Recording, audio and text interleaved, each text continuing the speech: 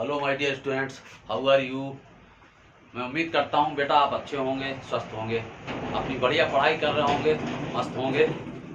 और जिस तरह से हम आप मेहनत कर रहे हैं, धीरे धीरे मंजिल की ओर बढ़ रहे हैं। रास्ता बहुत छोटा सा रह गया है, मंजिल बिल्कुल नज़दीक है और समय आने पे मंजिल के अंदर प्रवेश कर जाएंगे। ठीक है, चलिए टाइम को ना बर्बाद करते हुए बेटा सीधे सीधे लेक्चर की बात करते हैं। आप सब बच्चों का हम सबसे पहले तो मोस्ट वेलकम करते हैं अपने YouTube channel physics bye Imran sir में। आप सब बच्चों का, प्यारे प्यारे बच्चों का मोस्ट वेलकम। ठीक, चलिए हमने और भी समय को आपके बचाने के लिए उससे पहले कुछ तैयारी कर रखी थी। स्क्रीन पे कुछ आपको दिखाई दे रहा होगा, जो भी सिस्टम दिखाई दे रहा है अभी इस सिस्टम से आप अपरिचित हैं, हम परिचित कराएंगे बेटा। आज का नया चैप्टर हम कितना इंपॉर्टेंट कहें, जितने बार आप very very very very very very very very very very कह सकें उतनी बार कह दें। बहुत इंपॉर्टेंट चैप्टर है, फिजिक्स का बहुत वैल्यूएट चैप्टर है, अपने आप में एक वैल्यूएशन रखता है 12th फिजिक्स के अंदर, जिसका नाम है प्रत्यावर्ती धारा। इंग्लिश में कहेंगे तो अल्टरनेटिंग करंट, प्रत्यावर्ती धारा, अल्टरनेटिंग करंट, शॉर्ट में इसको बेटा एसी कहते हैं। चलिए समझते हैं हम कि एसी क्या है। बेटा हम आपके घरों में जो करंट सप्लाई आती है, लाइट आने पे जो करंट प्रवाहित होता है वही करंट अल्टरनेटिंग करंट यानी प्रत्यावर्ती धारा कहलाता है। और हम आपके घरों में जो करंट प्रयुक्त किया जाता है जिसको हम एसी कहते हैं, एसी हमको चिपकाता नहीं, झटके मारता है, झटके मारता है। एक करंट और होता है, उस करंट का नाम है डायरेक्ट करंट यानी डीसी, जो हमें बैटरी के स्टोरेज से प्राप्त होता है। बैटरी के अंदर जो करंट का स्टोरेज होता है वही करंट हमारा डायरेक्ट करंट यानी डीसी कहलाता है। ये करंट बेटा लेकिन हमको चिपका लेता है। एक बार अगर धोखे से तार सप्लाई में आ गया, हाथ में लग गया धोखे से, तो एकदम ऐसे चिपकाएगा कि करते रह जाओगे। तो इस तरह से करंट दो तरह के होते हैं, एक अल्टरनेटिंग करंट एसी और एक डायरेक्ट करंट डीसी। एसी जो लाइट से करंट, लाइट आने पे जो करंट प्राप्त होता है वो हमारा अल्टरनेटिंग करंट कहलाता है, और जो बैटरी से प्राप्त होता है करंट वो हमारा डायरेक्ट करंट कहलाता है। ठीक, आज हम चर्चा करने हैं जा रहे हैं चैप्टर प्रत्यावर्ती धारा यानी अल्टरनेटिंग करंट की। तो आज हम एसी को पढ़ने जा रहे हैं बेटा, और इस चैप्टर को पढ़ने के लिए थोड़ा सा हो सकता टाइम भी लगे, थोड़ा हो सकता है कि 2 लेक्चर में पूरा ना हो, 3 लेक्चर में चैप्टर पूरा हो, नहीं लेकिन 4 लेक्चर में भी पूरा हो तो आप चिंता मत करिएगा बेटा, क्योंकि इस चैप्टर से आपको 100% नहीं, 101% नहीं, 200%, 200% इस चैप्टर से आपको एक लॉन्ग क्वेश्चन मिलेगा। यू बिलीव मी, भरोसा रखिए आप, इस चैप्टर से आपको एक लॉन्ग क्वेश्चन मिलेगा, मैं दावा करता हूं, मुझे उम्मीद है, ये मेरा एक्सपीरियंस बोलता है। तो इसलिए आप इस चैप्टर को बहुत आराम से तैयार करिए। और भी एक चीज ये है कि इस चैप्टर को बहुत सारे बच्चे कठिनाई में पढ़ते हैं, अपने आप में महसूस करते हैं कि ये चैप्टर कठिन है। नहीं, आज के बाद कभी मत सोचिएगा कि ये चैप्टर टफ है। इतने आसान तरीके से आपके मन मस्तिष्क तक पहुंचाएंगे कि आपको ये चैप्टर आज से आसान लगेगा बिल्कुल। चलिए बेटा, टाइम को ना वेस्ट करते हुए जो भी स्क्रीन पे लिखा है उसके बारे में समझने की कोशिश करें। ठीक, सबसे कीमती चीज है, आप अगर इसको समझ पा रहे हैं तो इस चैप्टर को समझना आसान हो जाएगा। ठीक, चलिए सबसे पहले एक क्वेश्चन लगाइए, आप अपना पेन रजिस्टर नोटबुक सामने रखिए और क्वेश्चन लगाइए। क्वेश्चन इस तरह है, लिखिए, एक समान चुंबकीय क्षेत्र में अपनी अक्ष के पड़ता, एक समान चुंबकीय क्षेत्र में अपनी अक्ष के पड़ता घूमती हुई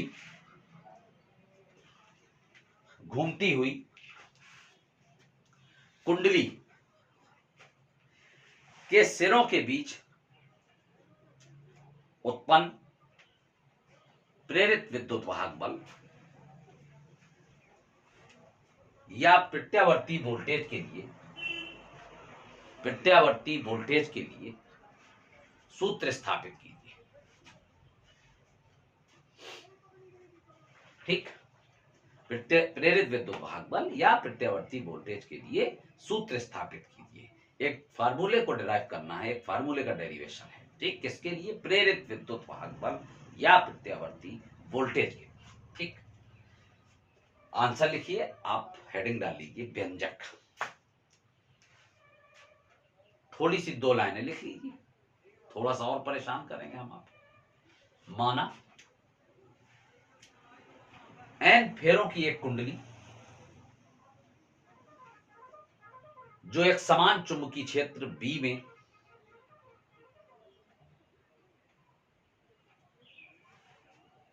t समय में कोणीय वेग ओमेगा, समझ गए ना, स्मॉल w फर्स्ट ईयर में पढ़ा था, कोणीय वेग ओमेगा से घूमती हुई थीटा कोण बनाती है। यदि कुंडली के तल का क्षेत्रफल a हो तो पृथ्वी से बद्ध चुंबकीय फ्लक्स, सॉरी, कुंडली से बद्ध चुंबकीय फ्लक्स,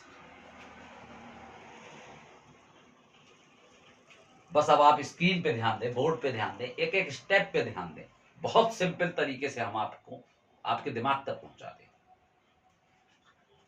ये हमने एक छोटा सा चित्र बनाया बेटा, हमने बताया पिछले लेक्चर, पिछले चैप्टर्स में भी कि ये जो एरोज होते हैं ये मैग्नेटिक फील्ड को इंडिकेट करते हैं, चुंबकीय क्षेत्र को ही प्रदर्शित करते हैं। तो हमने ये चुंबकीय क्षेत्र को प्रदर्शित किया और उसी एक समान चुंबकीय क्षेत्र में एक कॉइल रखती, एक कुंडली रखती। हालांकि कुंडली वैसी होती जो बेलनाकार होती, उसमें तांबे का, कॉपर का तार लिपटा रहता है, लेकिन हमने इस शेप में दी, ठीक, एक कुंडली रख दी हमने उसी चुंबकीय क्षेत्र में। और ये जो डॉटेड लाइन है ये कुंडली की अक्ष है, कुंडली की अक्ष है।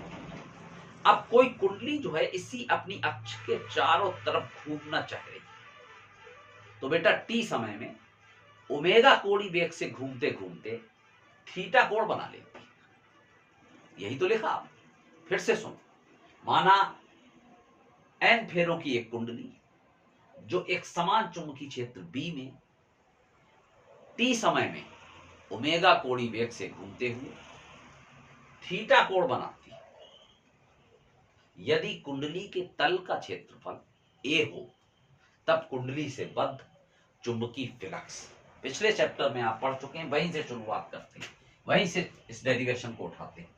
फ्लक्स, चुंबकीय फ्लक्स फाई बराबर आपने पढ़ा BA cos थीटा, ठीक, पुराना सूत्र है, कोई नया नहीं। बेटा एक बात बताओ, चाल बराबर दूरी बटे समय होता है, और चाल फर्स्ट ईयर में 2 तरह की पढ़ी, वेग फर्स्ट ईयर में 2 तरह की पढ़ी, एक रेखी वेग, एक कोणीय वेग। रेखी वेग v और कोणीय वेग ओमेगा। एक एक चीज को क्लियर करना, बिल्कुल डाउट ना रह जाए। कोणीय वेग ओमेगा, और बेटा वेग है तो वेग बराबर दूरी बटे समय होगा, तो समय तो ठीक है, आप कह रहे होगे दूरी कौन सी आ गई? थीटा, ये तो कोण। कोणीय विस्थापन भी तो पढ़ा आपने, रेखीय विस्थापन s, कोणीय विस्थापन थीटा, पढ़ा ना, ठीक। तो कोणीय वेग बराबर कोणीय विस्थापन बटे समय, यानी चाल बराबर वेग बराबर दूरी बटे समय, राइट। तिर्यक गुणा कराए तो थीटा बराबर हो गया ओमेगा इंटू टी। अब हम थीटा की जगह चाहें तो ओमेगा इंटू टी रख सकते हैं, रख दिया। फाई बराबर BA cos ओमेगा टी हो गया। बेटा हम पिछले चैप्टर में भी बताया कि डिफरेंशियल क्या वाला है, बायो वाले डरते थे, हमने आसान तरीके से समझाया। आज डरना मत, आप लिखिए चैलेंज के साथ, टी के सापेक्ष अवकलन करने पर, differential with respect to T. अब हमें टी के सापेक्ष डिफरेंशियल करना। चलिए, differential means d upon dt, d by माने अपॉन, d बाई dt, किसका डिफरेंशियल? फाई का, तो d फाई बाई dt। इस तरफ आए तो BA cos ओमेगा टी, इसका भी डिफरेंशियल किया, ये अपनी जगह ले। बेटा हमें इसका डिफरेंशियल करना है तो जो t वाला टर्म है उसी का तो करेंगे, बाकी तो कांस्टेंट है, b और a से क्या मतलब, बाहर ले आए, बचा cos ओमेगा टी, ठीक। cos ओमेगा टी का डिफरेंशियल, साइन का डिफरेंशियल cos होता है, cos का डिफरेंशियल माइनस साइन होता है, ठीक। अब ये कॉस ओमेगा टी है तो इसका डिफरेंशियल बना माइनस साइन ओमेगा टी। ये देखो बी ए अपनी जगह लिखा और इसका डिफरेंशियल किया तो माइनस साइन ओमेगा टी। ठीक, अब आप कह रहे होगे ये कहां से आ गया, बता रहे ये अपनी जगह लिखा और इसका differential minus sign omega T. ठीक, अब अंदर जो ओमेगा टी है अब उसका डिफरेंशियल, तो बेटा ओमेगा टी में ओमेगा कांस्टेंट, डिफरेंशियल तो टी का होगा और टी का डिफरेंशियल 1 होता है, तो ओमेगा कांस्टेंट था और टी का डिफरेंशियल 1 हो गया तो ओमेगा ही तो बचा, वो ओमेगा हमने बाहर लिख दिया। क्लियर? इस तरह से D phi by D T बराबर minus B A omega sine omega T बना। बेटा आपने फैराडे साहब के पहले नियम को पढ़ा, किसी कुंडली में उत्पन्न प्रेरित विद्युत भाग बल, मेरे इशारे को समझो, प्रेरित विद्युत भाग बल फ्लक्स परिवर्तन की ऋणात्मक दर के बराबर होता है। तो आपने सूत्र पढ़ा फैराडे साहब के अनुसार E बराबर minus M delta phi upon delta T. तो बेटा E बराबर अब यहां माइनस रखना चाहिए, नहीं रखा, अभी ध्यान देना स्टेप एन रख दिया। ये जो delta phi upon delta T है इसका मान D phi by D T कहते हो चाहे delta phi upon delta T कहते हो, तो इसका मान कितना है minus B A omega sine omega T. इसकी जगह पर रखो, ये चीज यहां पे रखो, जब यहां पे रखोगे तो माइनस उसमें भी है माइनस यहां पे भी है, प्लस हो जाएगा बेटा, हो जाएगा। एन अपनी जगह आया और इसकी जगह पर क्या आया B A omega sine omega. Clear हुआ? तो E बराबर आ गया N B A omega sine omega T. अब एक बात बताओ बेटा, साइन का अधिकतम मान 1 होता है, न्यूनतम मान 0 होता है। अगर हम साइन का अधिकतम मान 1 रखेंगे तो जो भी मान वहां पे मिलेगा वो अधिकतम ही तो मिलेगा। अगर हमने मान लिया साइन ओमेगा टी का मान 1 है तब जो है E, देखो इसकी जगह 1 रखना है, यहां पे रखो 1, तो E बराबर जो मिलेगा वो क्या मिलेगा एन बी ए ओमेगा, क्योंकि इसका मान तो 1 हो गया, तो E बराबर क्या मिला N B A omega E बराबर। लेकिन ये 0 कहां से आ गया बेटा, जब हम साइन का अधिकतम मान यहां रखेंगे तो प्रेरित विद्युत वाहक बल E बराबर जो मिलेगा वो उसका अधिकतम मान होगा, और प्रेरित विद्युत वाहक बल को E से डिनोट करोगे, लेकिन प्रेरित विद्युत वाहक बल का अधिकतम मान लिखना है तो उसको आप E0 से डिनोट करोगे, E0। ठीक, तो इसका मान जब 1 रखा तो यही E क्या बन गया E0, तो E0 बराबर आ गया एन बी ए ओमेगा, क्योंकि इसका मान तो 1 हो गया, E0 बराबर आ गया एन बी ए ओमेगा। ठीक, अब हम आगे चले, E0 N B A omega की जगह क्या है E0, तो चलो यहां पे रख दिया लाके, अब हमने एन बी ए ओमेगा की जगह हम E0 रख सकते हैं ना, तो यहां पे रखो, तो E बराबर क्या बना E0 sign omega T, E बराबर E0 साइन ओमेगा टी। अब हम इसकी साइकिल आपको समझाते हैं कैसे चक्र घूमता है। ठीक, इस पिक्चर को समझिएगा, हाँ रिजल्ट आपको बाद ही में समझ में आएगा एंड में जाके। अब हम इस साइकिल को घुमाने की, देखिए ध्यान से, इसको हम कुंडली मान लें फिलहाल और इसको हम घुमाएं, तो बेटा आप बताइएगा कि एक चक्कर कहां पे पूरा होगा। इसको हम ऐसे घुमाएंगे, पहले 90 डिग्री घुमाया, फिर 90 डिग्री घुमाया 180 हो गया 180, फिर 90 घुमाया 270 हो गया 270 अंश, और फिर 90 डिग्री घुमाया तो 360 हो गया यानी 360 अंश। और बेटा 360 अंश में एक परिक्रमा पूरी हो जाती है, एक चक्कर पूरा हो जाता है। ठीक, तो 90 डिग्री करके घुमाते रहिए, एक चक्कर पूरा हो जाएगा। एक चक्कर की कहानी को पहले समझें और वही कहानी फिर हम आगे बढ़ाएंगे। तो देखना ध्यान से, थीटा का मान हमने 0 लिया, फिर 90 लिया, 180 लिया, 270, 360, पूरा एक चक्कर, पूरी एक साइकिल। जब हमने थीटा का मान 0 लिया बेटा, ओमेगा टी का मतलब थीटा, ओमेगा टी मतलब थीटा, तो इसको आप थीटा मानिए एक तरह से। ठीक, हमने थीटा का मान 0 लिया, और जब हम थीटा का मान 0 यहां रखेंगे तो साइन 0 होगा ना, तो E बराबर क्या बनेगा E0 साइन 0। तब E बराबर क्या बना, E0 sin 0, और sin 0 का मान 0 होता है। और जब इसका मान 0 रखेंगे तो ये बेचारा क्या करेगा, कुछ नहीं कर पाएगा, ये भी 0 हो गया। तो कुल मिला के E का मान क्या मिला, 0। ठीक, हमने अब स्टार्टिंग से चले 0 से, अब हमने उसको 90 डिग्री घुमाया कॉइल को। ठीक, 0 से चले और 90 डिग्री अब हमने उसको घुमाया। चलिए थीटा की वैल्यू 90 घुमाए, थीटा का मान 90 दिया। चलो थीटा की जगह 90 रखो यहाँ, तो E बराबर E0 sin 90, E बराबर E0 sin 90। और sin 90 की वैल्यू 1 होती है, sin 90 का मान 1 होता है। जब इसका मान 1 रखेंगे तो यहाँ E0 तो बचेगा, तो E बराबर आ गया E0। यानी विद्युत वाहक बल पहले कितना आ रहा था, 0, और अब विद्युत वाहक बल कितना आ रहा, अधिकतम। 0 का मतलब अधिकतम मान के बराबर हो गया। अब हमने 90 अंश और घुमाया, थीटा बराबर कितना हो गया, 90 तो था, 90 और घुमा दिया, 180 हो गया।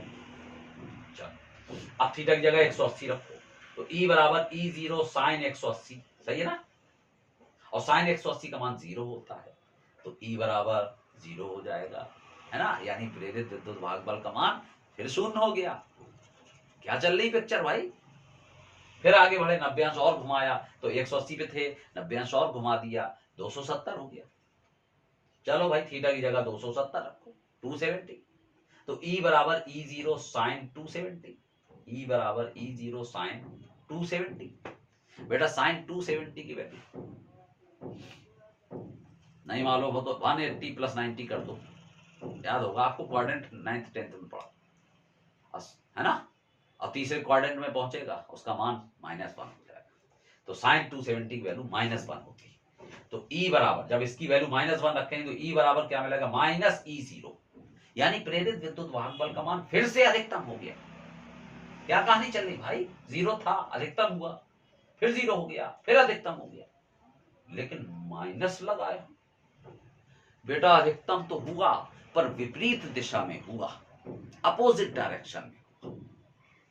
चलो आगे चलते हैं अभी, और चक्कर पूरा नहीं हुआ, अभी परिक्रमा हुई नहीं पूरी। बेटा हमने 90 डिग्री और बढ़ाया, उसको घुमाया, तो 90 और घुमाया तो थीटा की वैल्यू 360 पहुंची। और जब थीटा की वैल्यू यहाँ 360 रखी तो E बराबर E0 sin 360, क्यों, साइन 360 साइन 360 अंश का मान 0 होता है। जब इसका मान 0 रखा तो ये धड़ाम बोला, तो E बराबर कितना आया, 0। क्या कहानी चल रही है। प्रेरित विद्युत वाहक बल को हम देख रहे हैं कि 0 है, फिर अधिकतम हो रहा, फिर 0, फिर अधिकतम, फिर 0, यानी एक परिक्रमा पूरी हो गई और कहानी अभी समझ में नहीं आई। 1 मिनट में समझ में आ जाएगी, सिर्फ 1 मिनट। आप सुनिए, एक चक्कर कब पूरा होता है, ध्यान दीजिएगा। यहां से चले, ठीक है, यहां से चले, बढ़ते जा रहे, देखिए ये एक लाइन है और ये एक लाइन है ना। बेटा हम गौर करें तो हम देख रहे हैं कि एक पूरा चक्कर पूरा हो गया है और एक परिक्रमा पूरी होने पे क्या मिला कि प्रेरित विद्युत वाहक बल का मान 0 से चले थे और 0 से देखो अधिकतम हुआ और अधिकतम से फिर 0 हुआ, है ना। तो यहां तक आधा चक्कर हो गया और अब बाकी का आधा चक्कर 0 से फिर अधिकतम हुआ, फिर अधिकतम से 0 हो गया पूरा चक्कर। तो आधे चक्कर में 0 से अधिकतम, 0 से मैक्सिमम और मैक्सिमम से 0, और शेष आधे चक्कर में 0 से मैक्सिमम तो हो रहा लेकिन विपरीत दिशा में मैक्सिमम हो रहा, अपोजिट डायरेक्शन, और मैक्सिमम से फिर 0 हो रहा। फिर सुनो पूरा एक चक्कर, 0 से मैक्सिमम और मैक्सिमम से 0, है ना। फिर आधे शेष आधे चक्कर में 0 से मैक्सिमम और मैक्सिमम से 0, यानी पूरे एक चक्कर में हमने देखा कि प्रेरित विद्युत वाहक बल का मान 2 बार 0 से अधिकतम हुआ और अधिकतम से 0 हुआ। देख लो, 0 से अधिकतम हुआ, अधिकतम से 0 हुआ, और फिर 0 से अधिकतम और अधिकतम से 0 हुआ। ऐसा 2 बार हुआ और एक चक्कर में ऐसा हुआ। और इसी तरह अगर हम दूसरा चक्कर लगाएंगे तो यही प्रक्रिया फिर से रिपीट होगी। तीसरा राउंड करेंगे तो फिर से यही प्रक्रिया रिपीट होगी। और जब इस क्रिया को हम बार बार दोहराते हैं, बेटा समझना, पीक पॉइंट पे आ गया, जब हम इस क्रिया को, कौन सी क्रिया को, जीरो से मैक्सिमम, मैक्सिमम से जीरो, जीरो से मैक्सिमम, मैक्सिमम से जीरो, जीरो से मैक्सिमम, मैक्सिमम, मैक्सिमम से जीरो, जीरो से मैक्सिमम, मैक्सिमम से जीरो, केवल इतना फर्क रखना कि विपरीत दिशा में आ रहा है एक जगह पे, ठीक है। जीरो से मैक्सिमम, मैक्सिमम से जीरो, जीरो से मैक्सिमम, मैक्सिमम से जीरो, जब इस क्रिया को हम बार बार दोहराते हैं, बार बार दोहराते हैं, तो बेटा कुंडली के सिरों के बीच में एक वोल्टेज स्थापित हो जाता है। उसी वोल्टेज को हम प्रत्यावर्ती वोल्टेज कहते हैं, और कुंडली में धारा भी प्रवाहित होती है। उसी धारा को हम प्रत्यावर्ती धारा कहते हैं, ठीक। अगर हम ग्राफ की बात करें तो बेटा ये लाइन टी की जा रही है, समय इस तरफ बढ़ेंगे तो समय बढ़ेगा, और ये लाइन बेटा प्रेरित विद्युत वाहक बल की है। ऊपर की ओर जाएंगे तो अधिकतम प्रेरित विद्युत वाहक बल मिलेगा, नीचे की ओर जाएंगे तो भी अधिकतम प्रेरित विद्युत वाहक बल मिलेगा, लेकिन ऊपर की ओर प्लस का और नीचे की ओर माइनस का। अब हम शून्य से चले, जीरो से चले, जब हम ऐसे बढ़ेंगे तो प्रेरित विद्युत वाहक बल बढ़ेगा, और समय के साथ प्रेरित विद्युत वाहक बल बढ़ता जा रहा, बढ़ता जा रहा, बढ़ते बढ़ते जब यहाँ टॉप पे पहुंचे तो ये प्रेरित विद्युत वाहक बल का अधिकतम मान हो गया। और इसके बाद फिर आगे बढ़े, समय तो बढ़ता जा रहा, लेकिन बेटा प्रेरित विद्युत वाहक बल घटता जा रहा, और घटते घटते देखो शून्य हो गया। जीरो की सीट में आ जाओ, शून्य हो गया, जीरो हो गया। फिर लेकिन हम विपरीत दिशा में चले नीचे की ओर, तो विद्युत वाहक बल बढ़ता जा रहा, बढ़ता जा रहा, बढ़ते बढ़ते फिर से देखो टॉप पे आया, अधिकतम हो गया। और इसके बाद फिर आगे बढ़े तो समय बढ़ता जा रहा, बढ़ता जा रहा, विद्युत वाहक बल घटता जा रहा, घटते घटते शून्य हो गया। फिर से देखो शून्य हो गया, फिर आगे बढ़ता जा रहा। तो मेरा मतलब एक चक्कर कहां पे पूरा हो गया, ये आधा और ये आधा, तो पूरा एक चक्कर यहां पे हो गया। और एक चक्कर में हमने देखा कि प्रेरित विद्युत वाहक बल जीरो से मैक्सिमम, मैक्सिमम से जीरो, फिर विपरीत दिशा में जीरो से मैक्सिमम, मैक्सिमम से जीरो हो रहा। और अगर इसी क्रिया को हम बार बार दोहराते जाएं, बार बार दोहराते जाएं, तो कुंडली के सिरों के बीच में एक वोल्टेज स्थापित हो जाता है, जिसको प्रत्यावर्ती वोल्टेज कहते हैं, तथा कुंडली में धारा भी प्रवाहित होती है, जिसे प्रत्यावर्ती धारा कहते हैं, ठीक। जिस तरह से आपने प्रेरित विद्युत वाहक बल का समीकरण लिखा E बराबर E0 साइन ओमेगा टी, उसी तरह से प्रत्यावर्ती वोल्टेज का समीकरण होता है V बराबर V0 साइन ओमेगा टी। उसी तरह से प्रत्यावर्ती धारा का समीकरण होता है I बराबर I0 साइन ओमेगा टी। जिस तरह E0 को हम प्रेरित विद्युत वाहक बल का अधिकतम मान कहते हैं, उसी तरह V0 को प्रत्यावर्ती वोल्टेज का अधिकतम मान कहते हैं। I0 को प्रत्यावर्ती वोल्टेज का शिखर मान कहते हैं, अधिकतम मान कहते हैं। बेटा अधिकतम मान कहते हैं या शिखर मान कहते हैं या आयाम कहते हैं, बात एक ही है। फर्स्ट ईयर में आपने पढ़ा है आयाम के बारे में, व्हाट इज एम्पलीट्यूड, है ना। तो आपने पढ़ा है कि जब कोई पेंडुलम किसी सरल लोलक को स्वतंत्र अवस्था में आपने ऐसे लटका दिया, तो अपनी अपनी मध्यमान स्थिति के एक ओर, कोई भी पेंडुलम अपनी मध्यमान स्थिति के एक ओर जितना अधिकतम विस्थापन तय करता है, उसको आयाम कहते हैं, दैट इज कॉल्ड एम्पलीट्यूड, ठीक। तो उसी तरह से मेरा मतलब अधिकतम मान का मतलब आयाम, ठीक। तो आयाम कह दो या अधिकतम मान कह दो या शिखर मान कह दो, ऐसा न्यूमेरिकल्स में आपको मिलेंगे इस तरह के शब्द, आप डाउट में ना रहे, ठीक। जीरो लगा हो तो आप उसको अधिकतम मान भी कह सकते हैं, मैक्सिमम वैल्यू भी कह सकते हैं, शिखर मान भी कह सकते हैं, आयाम भी कह सकते हैं। फॉर एग्जाम्पल E0 यानी प्रेरित विद्युत वाहक बल का अधिकतम मान, या प्रेरित विद्युत वाहक बल का शिखर मान, या प्रेरित विद्युत वाहक बल का आयाम, ठीक। I0 धारा का शिखर मान, धारा का आयाम, धारा का अधिकतम मान, राइट। इसको बेटा आप स्क्रीनशॉट कर लीजिए, ये आपका व्यंजक एकदम कंप्लीट हो गया।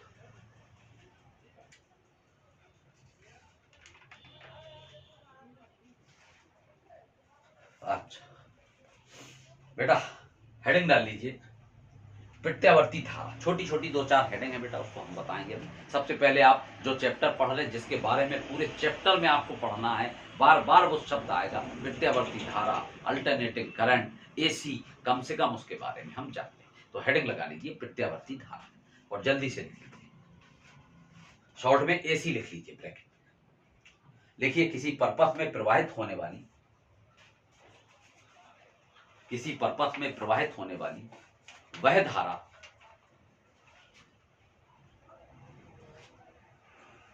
जिसका मान समय के साथ निरंतर बदलता रहता है और एक निश्चित समय के बाद उसी मान की पुनरावृत्ति होती है, जिसे प्रत्यावर्ती धारा कहते हैं। प्रत्यावर्ती धारा कहते हैं। एक हेडिंग लगाइए, एसी संबंधित परिभाषाएं। एसी संबंधित परिभाषाएं।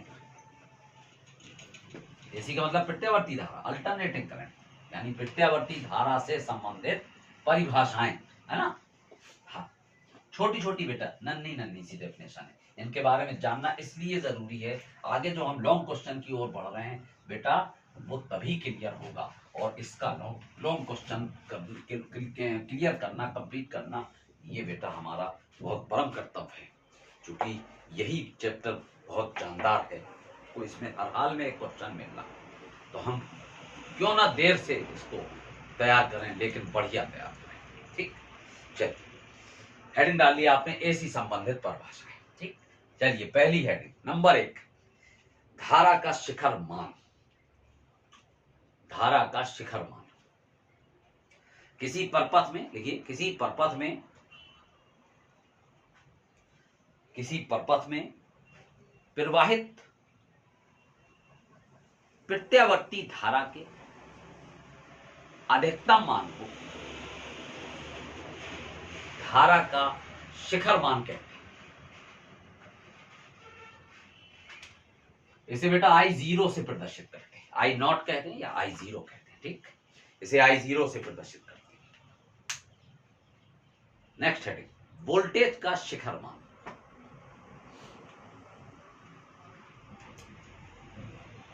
वोल्टेज का शिखर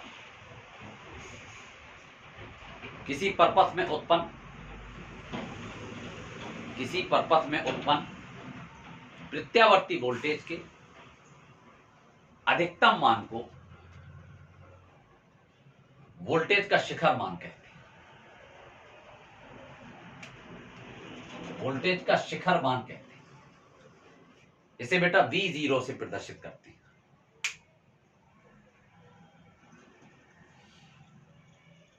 आवर्तकाल, अगली हेडिंग, आवर्तकाल प्रत्यावर्ती धारा को अपना एक चक्कर पूरा करने में जो समय लगता है उसे आवर्तकाल कहते हैं। इसे कैपिटल T से प्रदर्शित करते हैं। नेक्स्ट हेडिंग, आवृत्ति।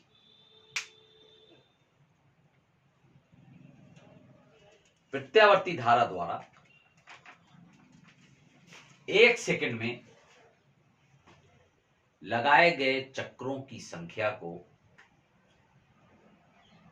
आवृत्ति कहते हैं। इसे N से प्रदर्शित करते हैं।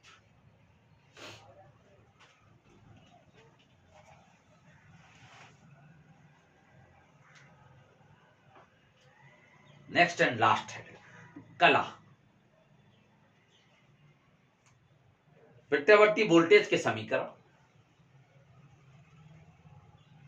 और प्रत्यावर्ती धारा के समीकरण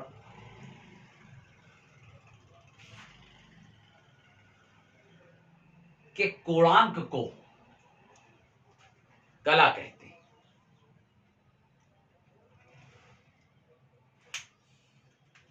इसे फाई से प्रदर्शित करते हैं। हालांकि पिछले चैप्टर में भी आप पढ़ के आ रहे, फाई वो था चुंबकीय फ्लक्स, और यहां पर बेटा फाई क्या है, कला, face.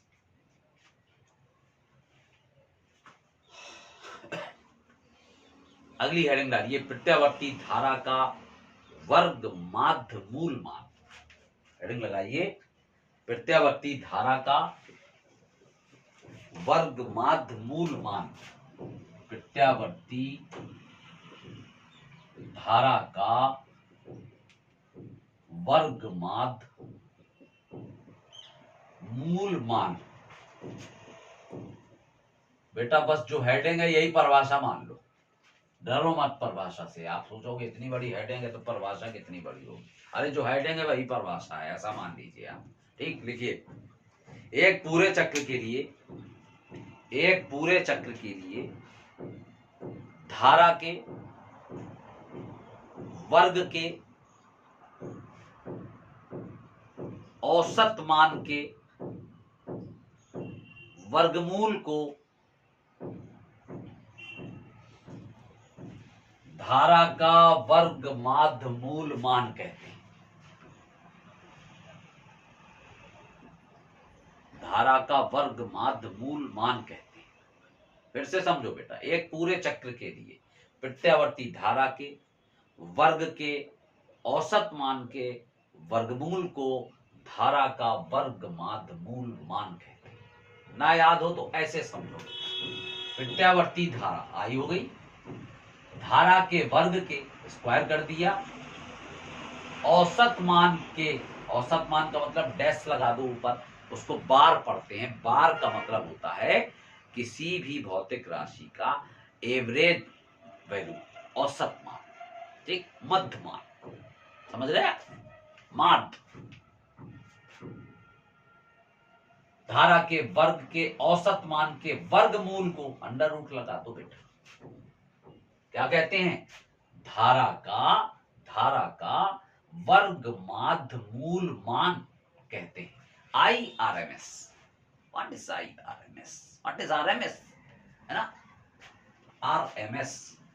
RMS is equal to root mean square.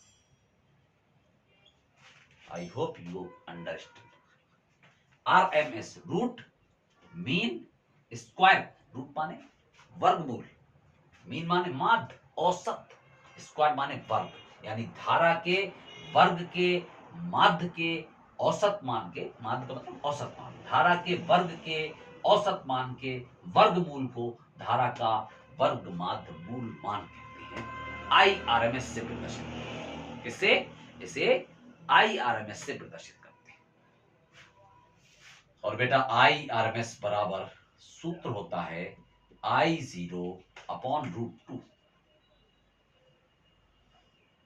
इसी प्रकार ये क्या है बेटा?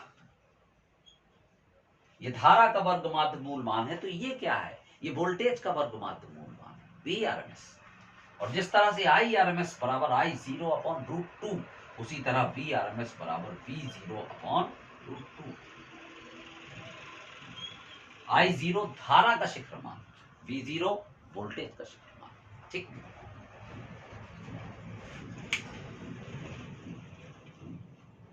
चलिए बेटा, आज के लेक्चर को हम यहीं पे फिनिश करते हैं और उम्मीद करेंगे कि आप इस पूरे सिस्टम को आज समझेंगे। और अगर आप इस सिस्टम को पकड़ पाए तो बेटा चैप्टर में इतनी सी भी प्रॉब्लम नहीं हुई, इतनी सी भी। ठीक, ये उम्मीद रखिए। आप मेहनत करिए, आज इस डेरिवेशन को तैयार करिए, इस पूरे सिस्टम को समझिए, छोटी छोटी डेफिनेशंस आप तैयार करिए। कल के नए लेक्चर में हम आपको बेहतरीन एक बुलंद चीज लेके आएंगे। और इस चैप्टर का ऐसा मानिए, इस चैप्टर का दिल, ठीक, कल लेके आएंगे नए चैप्टर में। तब तक आप तैयारी करिए, अपनी मेहनत करिए, अपने स्वास्थ्य का ध्यान रखिए। और बेटा मेरे चैनल को सब्सक्राइब करिए, इस प्रचार प्रसार करिए, थोड़ा सा तो मेरे लिए भी सोचिए आप लोग। ठीक है? हाँ, एनर्जी देते रहिए। Okay, bye.